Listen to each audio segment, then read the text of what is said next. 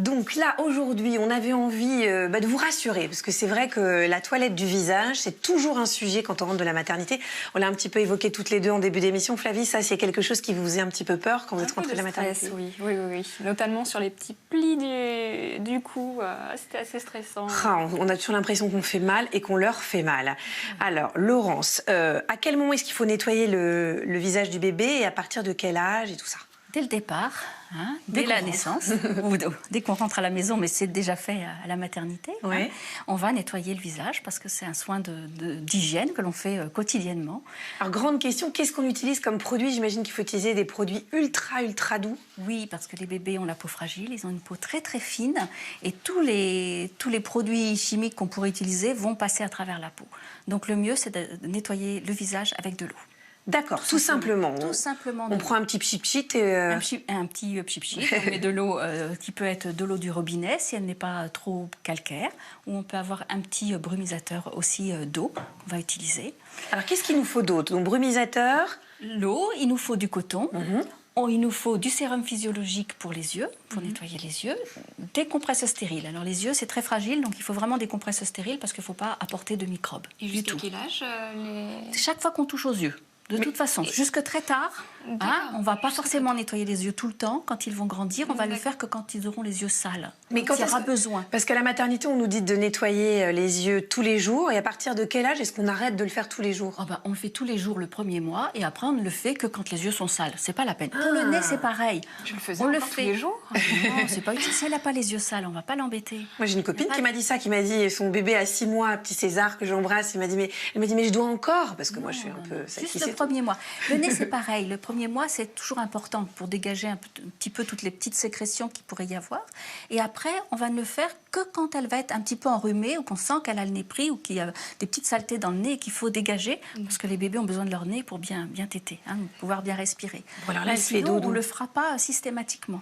Je ne sais pas si on va avoir envie de la réveiller. Mais des petites ah oui, alors ça, c'est couchettes, ça va être pour nettoyer le nez et les oreilles. Alors, on prend des petits bouts de coton que l'on tournicote pour pouvoir avoir l'entrée dans le nez. Ça, là, je ne sais pas si on a envie de... Nous, on n'embête pas les bébés dans la maison des maternelles. Là, comme elle fait sa sieste. Ou alors, on monte sur Simone. Je ne sais pas où est Simone. Là. Ah bah alors, si Simone est là, on fait sur Simone. Voilà. Parce que là, nous, on va la mettre pas à côté. Voilà. Donc là, on commence par quoi alors, du coup, là, je vais pousser un petit peu sa petite main. Petit chat. Voilà. Donc, on va commencer par le visage. En général, donc on va mettre de l'eau. Voilà, donc on va faire sur le visage. On commence en général par le front. Et puis on descend, là on fait le nez, l'autre côté, les joues, et puis on finit par le menton. T'as vu ce à quoi t'as échappé, petite Agathe? Et alors, on fait le cou. Alors c'est vrai que quelquefois, pour le cou, il faut un petit peu étirer. Alors on peut passer la main sous les épaules, ce qui va faire que la tête va partir un petit peu en arrière, ce qui fait que ça va bien dégager le cou et qu'on va pouvoir nettoyer le cou. Et c'est important parce que très souvent, il y a des petites croûtes de lait. Exactement, là. Puis ça fait des petits eczémas aussi, donc c'est pas forcément très propre. D'accord. Belle. Et alors, une fois qu'on a nettoyé justement le cou, on va l'essuyer pour pas que ça reste dans l'humidité, parce que c'est ça qui va faire l'eczéma. Donc on va bien essuyer le cou, alors que le visage, on n'est pas forcément obligé d'appuyer trop fort. Le cou, un petit peu plus. D'accord. Après, on fait en premier les yeux, parce que les yeux, c'est ce qui est le plus fragile. Et donc, même plus tard, quand on va le faire, il faudra toujours utiliser des compresses stériles pour les yeux. D'accord. Même quand les enfants sont un peu plus grands, même quand ils marchent. Parce que le risque, c'est d'apporter des microbes dans les yeux et donc de faire des conjonctivites. D'accord. Alors pour ça, on a le liquide physiologique. Là, on va prendre des petites pipettes de sérum physiologique. Donc, on plie un petit peu notre compresse pour que ce soit le plus facile possible. Et on met le sérum physiologique sur la compresse. Et on va toujours aller au niveau des yeux, de l'intérieur vers l'extérieur. Alors ça, c'est très important, parce que sinon, on ramène les microbes. Si on fait l'inverse, on ramène les microbes. Les sécrétions, en fait, on va les ramener à l'intérieur et ça peut boucher le canal lacrymal. D'accord. Donc ça serait embêtant. Par contre, si l'enfant avait une grosse conjonctivite, avec les yeux qui coulent vraiment très sales, et donc là, on ne le fera pas parce qu'on va étaler. D'accord. Donc on va partir vers le bas pour nettoyer ce qu'il y a à l'intérieur de l'œil et après, on renettoiera avec une autre compresse. Alors, grand sujet, Laurence, attention, attention. Le nez.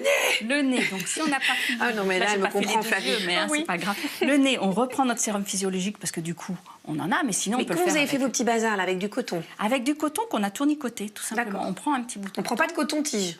Non, jamais. Pour D'accord. rien du coton-tige. Moi, je ne le prends pas du tout. Hein. Vous Jamais, m'avez fait jamais. votre regard numéro 22, hein, Le Laurent, j'ai regard, peur. c'est pas de coton-tige, ni pour le nez, ni pour les oreilles. Oh mon Dieu. Donc là, on tournicote. Oui. Et on fait une petite mouchette. Hein. Et donc, la petite mouchette, je peux mettre encore du sérum physiologique. Alors là, Simone n'a pas les trous de nez qu'il faut pour rentrer. Mais sinon, on rentre la On petite enfonce mouchette, vraiment bien. on enfonce, et on enfonce à peu près à la moitié. Vous voyez ma mouchette? Elle est comme ça, à la moitié. On va enfoncer en tournant et retirer. Mais Ce je qui n'ai fait que jamais les fait ça. sécrétions vont arriver. Vous avez fait ça? Elle accepte peu. Elle accepte peu. Le premier mois, c'est important de le faire parce que souvent, il leur reste des sécrétions. Mais nous, on m'a jamais Mais montré après, ça. quand elle va être enrhumée, quand elle va avoir des sécrétions importantes, ça va être important aussi de nettoyer. D'accord. Comme ça. Non, moi j'ai Pour toujours les fait avec oreilles. le liquide physiologique, mais jamais avec les petits cotons comme ça. Ah ben c'est plus efficace avec les petits cotons que le liquide physiologique où on envoie en fait le produit. Qu'est-ce qu'on Là, ferait on sans vous, retire. quoi?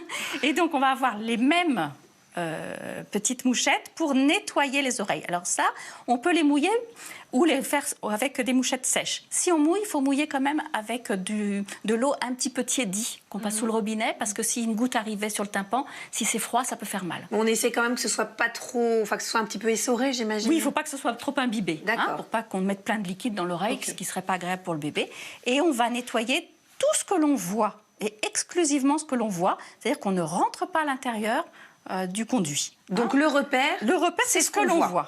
On D'accord. nettoie partout, y compris derrière. Et là, on oublie souvent l'arrière. Eh oui. Alors qu'il y a des Et petites là, gouttes de lait l'arrière, qui ont coulé aussi Exactement, souvent. c'est sale et ça peut faire vraiment des saletés qui restent. Donc on va bien nettoyer l'arrière également.